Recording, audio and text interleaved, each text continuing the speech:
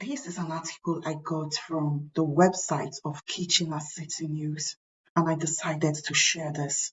And I really appreciate if you read it. Asylum claims from international students at two different colleges in Ontario. I didn't want to um, expose the names of those colleges because you people who do not understand how this system works will think it's the school that caused it.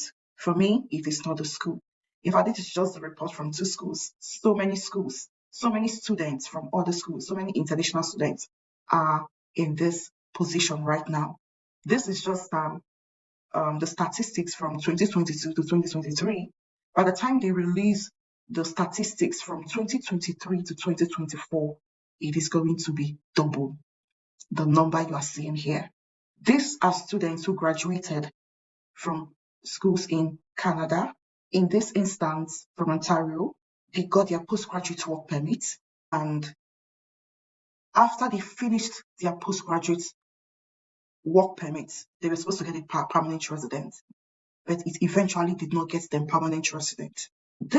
I decided to share this especially for incoming students, who never imagined that this is possible. They never imagined it.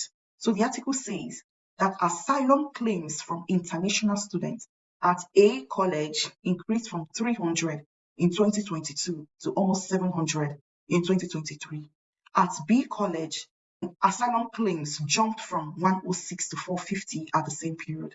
And the Minister of Immigration, Honorable Miller, called these increases alarming and totally unacceptable. So, if you're just meeting me for the first time, I normally discuss this. If you follow my page at Candid Solutions, I have lots of videos where I have discussed that there is a big gap between postgraduate work permit and permanent resident.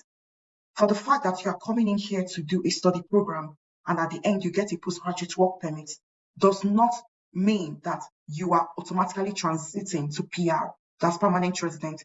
It doesn't work like that at all. It doesn't work like that.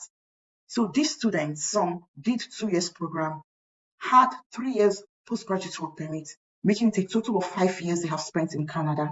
And at the end of the day, they did not get PR. Their status, they lost their status and are now filing for an asylum. To file for an asylum in Canada means to file for a refugee because they can't go back home. I mean, you know how it is. And let me tell you something. It is not about what they did not do or what they did. Anybody, any international student can be in this their position. Any international student who did not do their assignment from the onset will find themselves in this position. Time goes by so fast.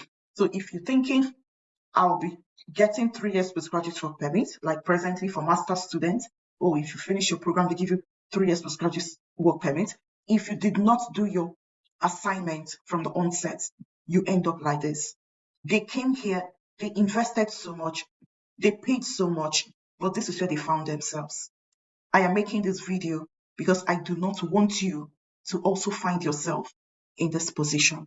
There are 3 major factors that would help you to transit seamlessly to a PR, that's a permanent resident.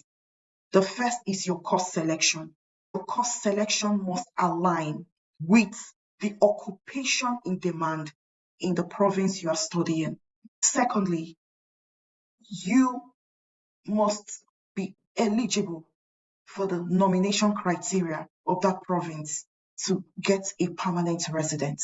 That is how it works. For some of these people, they got their course selection right. Their occupation was in an in-demand occupation, but they did not meet up with the nomination criteria because permanent resident is a point-based system.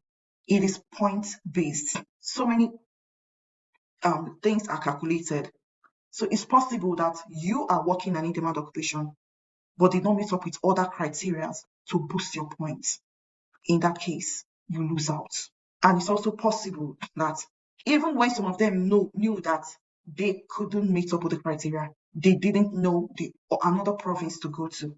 because any other province they will be headed to, they need to know what their nomination criteria is, what their in-demand occupation is. So you see why I said anybody would have been in this position. So this is why I am here to help you.